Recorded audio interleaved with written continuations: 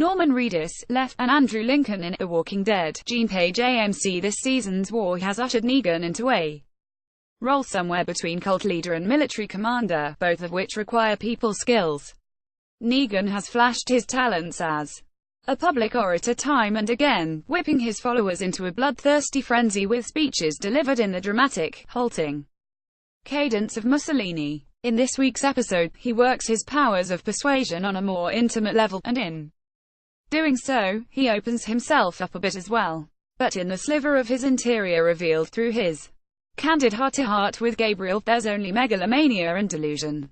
Negan's near-total absence in this season has been odd, positioning him as the primary villain only to keep him out of the fray for these past few episodes has thrown the plotting all out of W.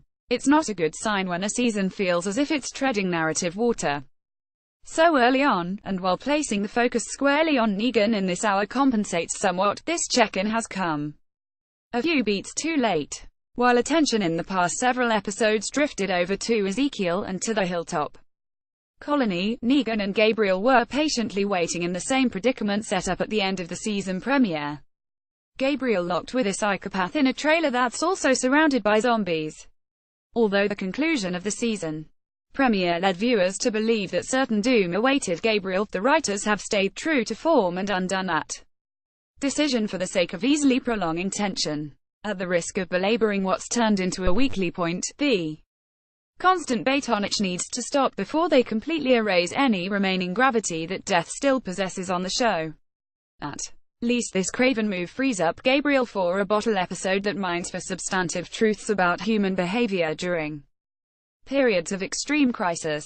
It largely strikes pay dirt before the episode rejoins him and Negan in the trailer. It opens on Gabriel making a private plea to God at some point in the indeterminate past. I might die. I very likely will die. I'm not asking to live. You've given me redemption, and it's that which makes me no longer fear death. What I fear is a fruitless death. All I ask for, after you have given me so much, is purpose. He negotiates with his God, spelling out the basic concept of faith through example. During times of great personal upheaval, human behavior drives a person to seek guidance and solace through a greater authority. Gabriel begins with surrender, accepting his own dreary fate and figuratively signing over what's left of his life.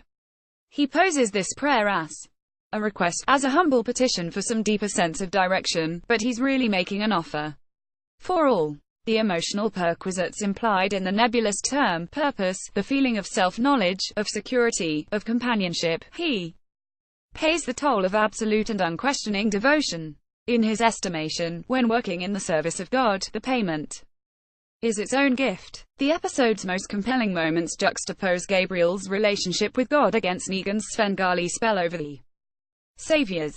Negan would have no trouble bashing Gabriel's skull in and calling it a day, particularly there in the confined space of the trailer. But since neither has anywhere to go, he resolves to break Gabriel psychologically instead. Men of the cloth tend to be a forgiving sort, and Negan need only share a few morsels from his troubled past. He was an unfaithful husband to a sick wife to earn a measure of sympathy. Gabriel has clung to his belief that nobody is why beyond redemption, one of the foundational principles of Christianity, and he offers to take Negan's confession in hopes that the potential for good lies dormant within the savage. In that moment, he lays a trap for himself. The second that Negan declares Gabriel to be his new, special project, it's clear who's playing whom. Negan's confession is anything but contrite. He claims to be a combination of weakness and strength like anyone else, reflecting on his inability to euthanize his suffering wife, but his self-aggrandizement makes his true feelings clear.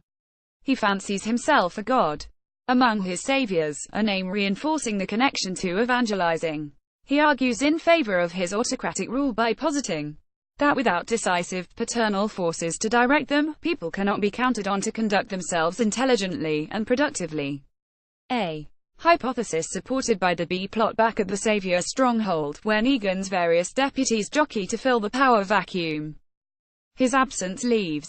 Though Negan says this with the intention of changing Gabriel's way of thinking, he's clearly convinced of it himself. Negan takes all the right steps to bring Gabriel over to his side, even after they've torn a bloody swath through the zombie mob and escaped the trailer.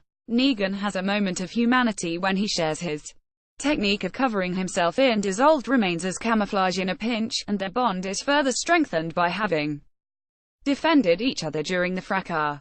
Although Negan forcibly brings Gabriel back to the Savior compound, it appears that Gabriel about to crack, and his descent into feverish sickness hints at rebirth. The audience learns how Negan amassed his army, and how he made them unfailingly loyal by breaking them down and rebuilding them in his own image. If he's a god, he's not a particularly benevolent one. In Gabriel's final moment of the episode, however, the writers finagle an ending with genuinely suspenseful heft.